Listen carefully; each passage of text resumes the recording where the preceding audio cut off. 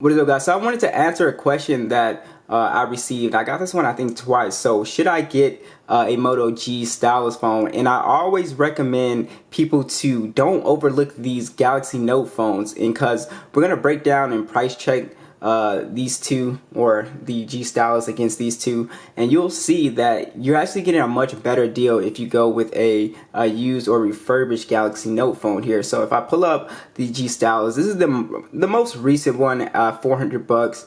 And then if we type, I think they have a few cheaper ones.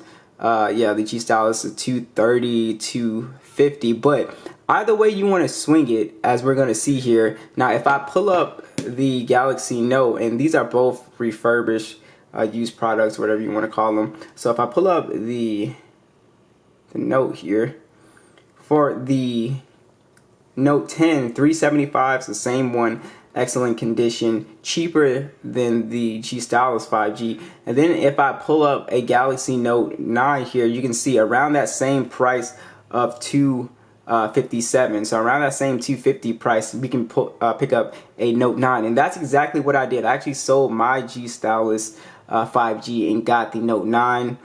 So I want to go ahead and discuss why I would pretty much consider these phones. These are really the phones that you should really focus on if you are really heavy into phones with a stylus. So I want to go ahead and just talk about these two phones for a brief second.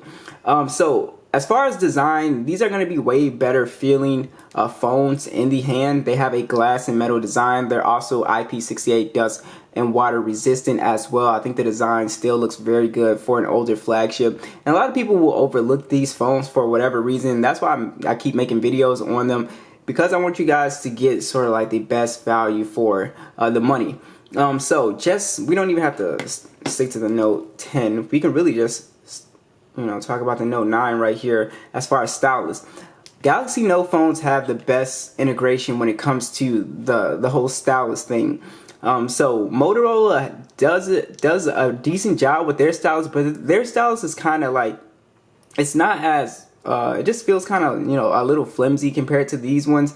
And this is really geared towards people who are really into digital artwork. So I would highly recommend, I've seen people on YouTube all the time doing like some serious digital like artwork. I can't draw, so I can't really show you, but the stylus on the Note series is very accurate. There's like little latency on here. You can actually do really good digital artwork if that's your thing, or if you just want to navigate with it. It's very accurate as well. So that's one of the things that I really like about the stylus. And also they do have the button on here, which the stylus does not. It has this button on here as well.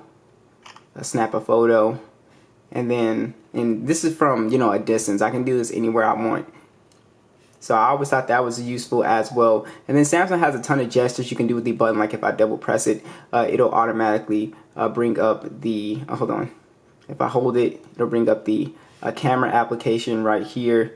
And then Samsung just has better integration as far as the software experience to me, because they've been obviously doing the Note series longer. So I would say if you're really serious, don't overlook a Galaxy Note as far as just comparing it to a stylus, because you are getting a better deal here. So not only are you getting just a better overall stylus, but the phones are just better overall. The displays on both of these, they are the Galaxy Note 9 is a Super AMOLED. It's a 1440p display, so extremely sharp for those who just like really crispy content. You have a 1080p display on the Note 10, but the display is it's still beautiful. It still is really just as good.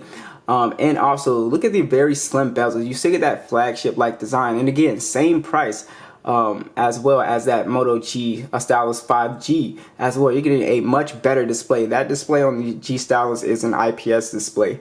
Also, you get all of your flagship features on here as well, which you really won't find on a lot of phones at this price point. You have to pay top dollar, so that's why I always recommend older flagships, like the wireless power sharing mode. So if I wanted to charge like the Note 9, or let's say I have some earbuds, I just put it down, charge it like that, boom. And you also have something that's really slept on as well, is the Samsung desktop support right here. So if I wanted to just pull my phone up to the TV, or to my computer, I could just plug it up and do that, and that is an awesome experience. Just in case like I wanted to show pictures to a family member or something, just pull it up, use a Samsung desktop. It's very convenient, very fun.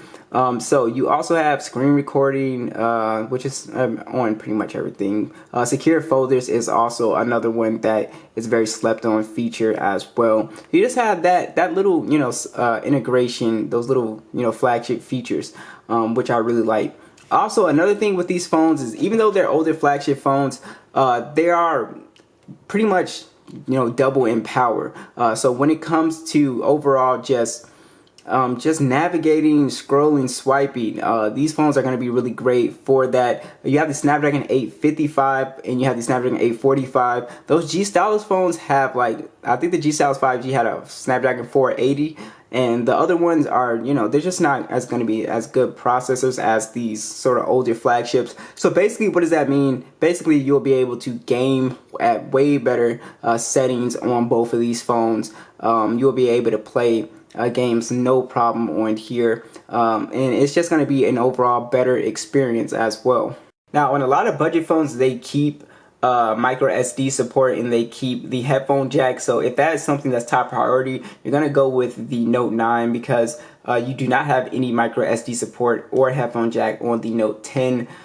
So if you really want that, then you would go with the Note 9 here because it does have both of those. Also, even though it doesn't have that, you get 256 gigs on the Note 10 out of the box. So I just think that should be more than enough for the average person. And also you get 8 gigs of RAM, so it holds applications in memory very good as well.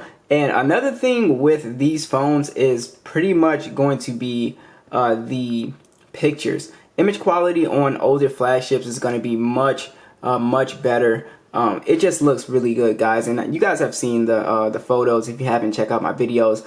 It's going to do a much better job than any older or any new, you know, mid-range or budget phone for 200 bucks. It's just going to do an excellent job, and that goes for video as well. You're just going to get some crispy looking images, and that goes for the Note 9 too. Be sure to check out that video that I did, guys. So overall, there's nowhere where these phones really lose to a Moto G Stylus, so there's no reason to really pick it up.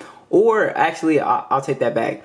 So there might be a reason that you might want to pick up a Moto G Stylus. Those phones do have a really good advantage of having stock Android, and I am a big fan of stock Android. I do like it, and also another concern was, well, Matt, am I going to get software updates with these phones in the future? So you still get security patches on the Galaxy Note 9, so as far as that, you're pretty safe. But is it going to get, like, you know, Android 11, 12?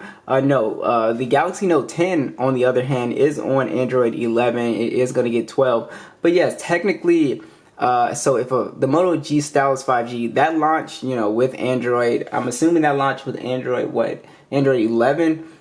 So, you know, of course you're going to get 12, 13, 14. So that is a big concern for people. And the question is, how much do you care about the OS updates? So that is something that, you know, you're going to have to, like, is that enough to ignore everything else? Is that enough to ignore the pen features? Is that enough to ignore the better display, the better cameras, the better build quality? Is that enough to ignore that? It really depends on, you know, if you're really keen with the software updates. So that is something to think about as well. But pretty much in everything else, and also I will give the G Stylus or just budget phones in general, these budget phones have massive batteries. The G Stylus has a 5,000 milliamp battery. That thing will last easily 2 days. If you're just a normal light user, easy. So the phones, the budget phones and mid-range phones just have these massive batteries these days. So yeah, so what do you guys think? Would you go with a Galaxy Note series, or would you go with the G Stylus series? Which one do you think is better? Do you guys think the software, having that software updates, you know, is gonna trump all the other stuff? Let me know, and I'll catch you guys in the next one.